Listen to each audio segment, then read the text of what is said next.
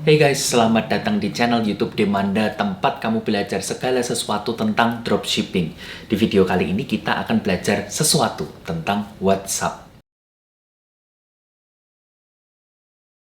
Keuntungan dan kerugian menggunakan WhatsApp sebagai media berjualan.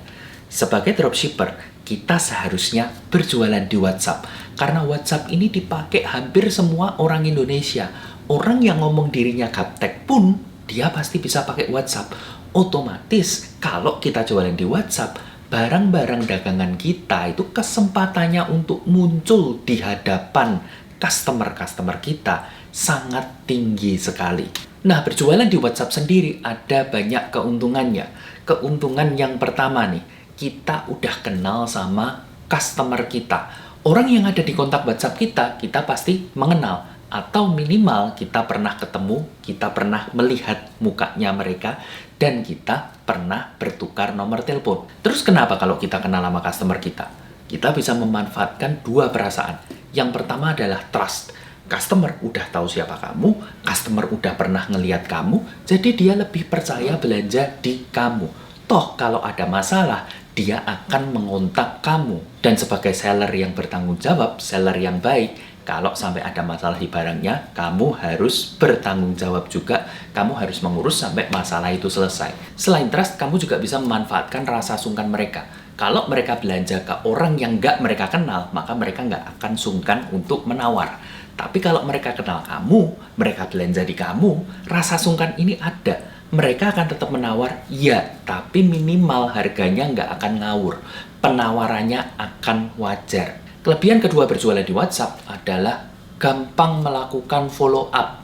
Karena medianya adalah chat, kita udah berjualan juga lewat chat, closingnya juga lewat chat.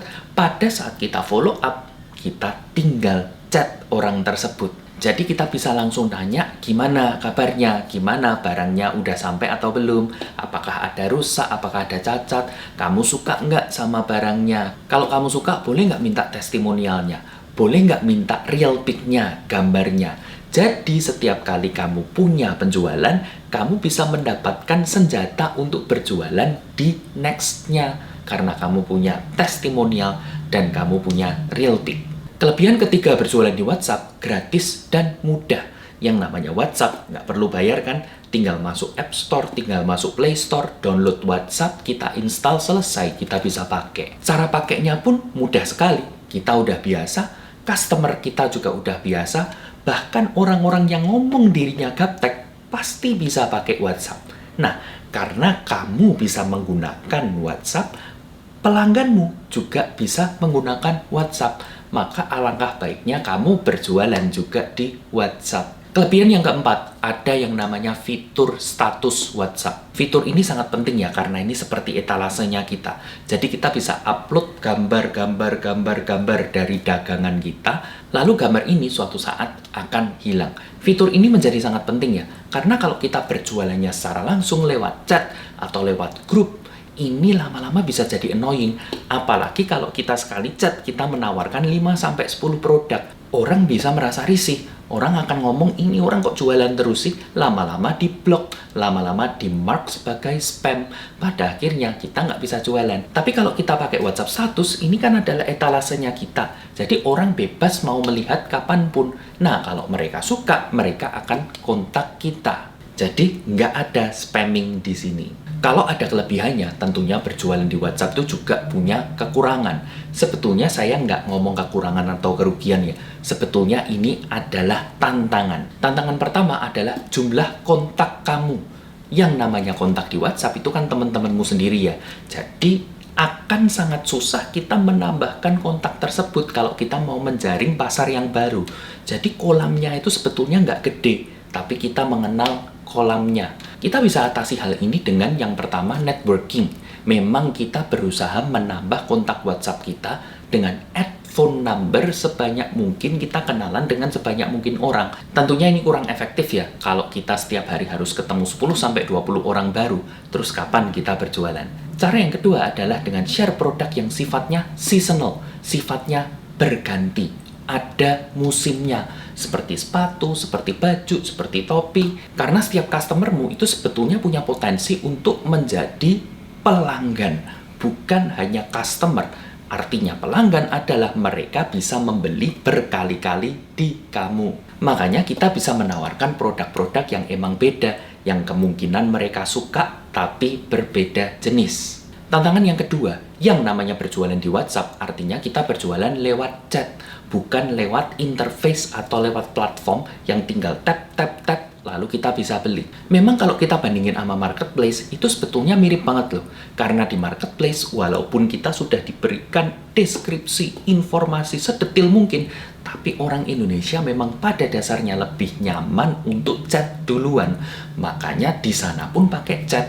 Di WhatsApp juga pakai chat. Sebetulnya tantangannya di WhatsApp adalah pada saat terjadi closing, kita harus minta semua detail info customer. Dari namanya, dari alamatnya, lalu kita mesti cek apakah alamatnya ini ada nomornya, apakah ada RT RW-nya, apakah sudah disertakan kecamatannya. Kita juga cek apakah nomor teleponnya itu sama dengan nomor telepon yang digunakan sekarang, apakah nomor telepon ini bisa dikontak, karena pasti kurir akan melakukan kontak nomor telepon ini, terutama kalau COD ya. Nah, hal ini makan waktu. Karena setelah kamu mendapatkan detail info dari customer kamu masih harus melakukan order di aplikasi dropshipper seperti Demanda. Atau mungkin kamu harus kontak langsung ke supplier kamu. Beda dengan di marketplace, di mana customer sudah nge-save alamatnya dan sudah diverifikasi oleh marketplace tersebut.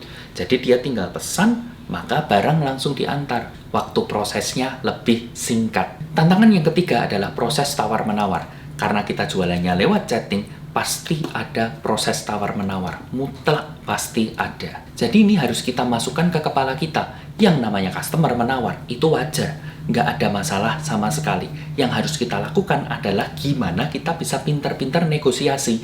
Gimana caranya kita menjelaskan, emang produk ini harganya demikian, segini harganya. Karena ada ini, ada fitur ini, spesifikasinya ini. Atau ada cara yang lebih oke, kita akalin dari segi pricing atau harga ya.